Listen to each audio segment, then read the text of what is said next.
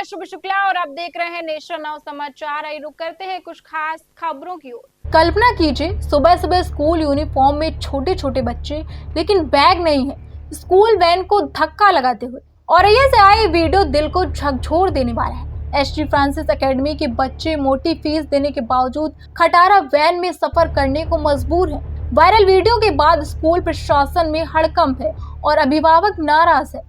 वहीं मैनपुरी से बड़ी खबर। विकास खंड मैनपुरी के अंतर्गत सीएलएफ कुचेला के वार्षिक अधिवेशन में पदाधिकारियों के चयन को लेकर बवाल मच गया।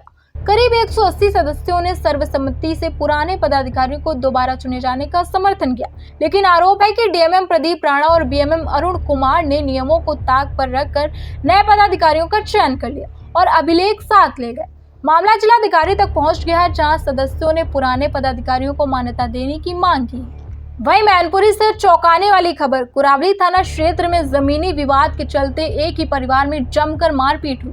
मकान का गेट तोड़ने से मना करने पर युवक पर लाठी डंडों से हमला हुआ। मारपीट में युवक गंभीर रूप से घायल है। वायरल वीडियो ने सोशल मीडिया पर सनसनी फैला दी है। पुलिस अब मामले की गहन जांच कर रही है। लखनऊ से बड़ी खबर। मोती नगर के नेहरू नगर पार्क में राष्ट्रीय स्वयंसेवक संघ के शताब्दी वर्ष के अवसर पर विजयदशमी उत्सव और पद संचलन का आयोजन किया गया। कार्यक्रम में प्रमुख वक्ता मनोज राय ने संघ की कठिन यात्रा और पंच परिवर्तन की जानकारी दी।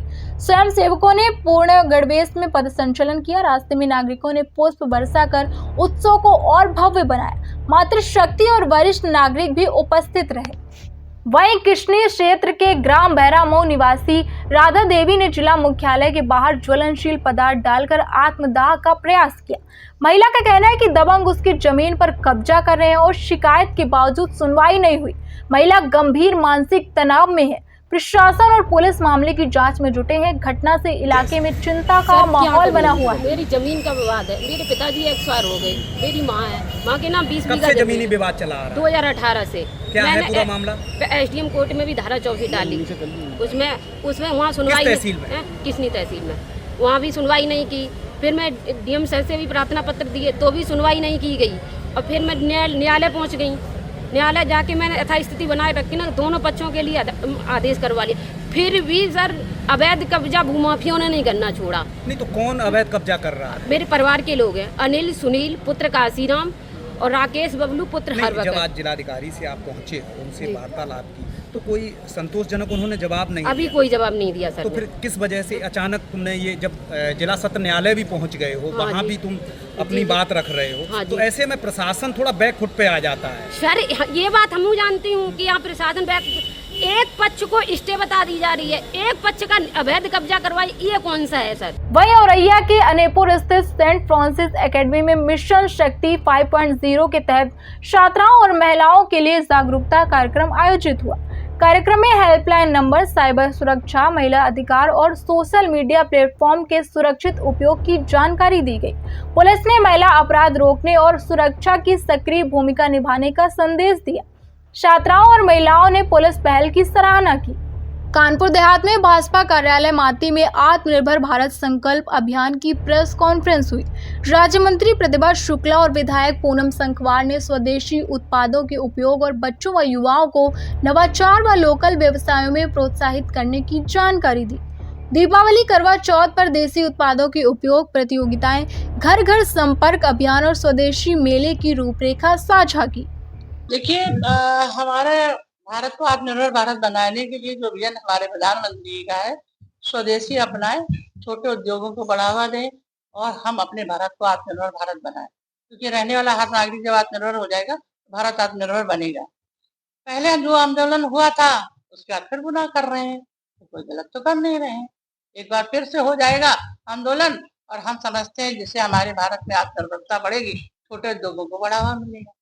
पहले के आंदोलन में विदेशी सामानों का बहिष्कार किया गया था, उनकी होली जलाई गई। अब 120 साल बाद आज ये कहा जा रहा है कि हम अपने भारत की बनी ही चीजें इस्तेमाल करें, अपनी भारत की मिट्टी का ही मान और गौरव रखें और हम अपने भारत के में रहने वाले हर भाई के लिए उद्योग को बढ़ावा दें, जिससे कि आर्थिक रूप से हम सुदृढ़ बने, हमारी आर्थिक स्थिति सुदृढ़ बने। ये विजन हम सभी को अपनाना है, इसे जन आंदोलन बनाना है। चाइना का सामान सस्ता है, भारत का सामान महंगा है, तो व्यक्ति जो है चाइना का सामान सस्ता सामान लेगा कि महंगा सामान लेगा, इसके लिए आप सरकार की तरफ से क्या रणनीति है? देखिए, भारत का सामान कहाँ महंगा है? कोई महंगा नहीं है। चाइना तो जानबूझ कर आ रहा है, हमें चाइना के सामान का बहिष्कार ही करना चाहिए। हम अपने भारत की बनी चीजें इस्तेमाल करें, तभी तो स्वदेशी अपनाओ, तभी तो हम भारत में रहने वाले हर नागरिक के व्यापार को आगे बढ़ा पाएंगे। बीजेपी ने पहल की है, क्या बीजेपी विदेशी सामानों का बहिष्कार करेगी? ये जन आंदोलन है, हर व्यक्ति को करना पड़ेगा। इसमें कोई बीजेपी पार्टी की बात नहीं है। हम सब लोग मदद में साथ खड़े हैं। आप सभी को जन आंदोलन बनाना पड़ेगा, तभी हम भारत को विकसित भारत बना सकते। वहीं श्री फूलेश्वर महादेव इंटर कॉलेज ररुआ में कैरियर काउंसलिंग कार्यशाला आयोजित हुई। छात्रों को इंटर के बाद रोजगार और स्वरोजगार के अवसरों की जानकारी दी गई। सेवायोजन कार्यालय की योजनाओं, ITI, डिप्लोमा और स्नातक उम्मीदवारों के लिए रोजगार अवसरों पर विस्तार से और दोनों पक्षों को बुलाकर आपसी बातचीत से विवाद का निस्तारण किया।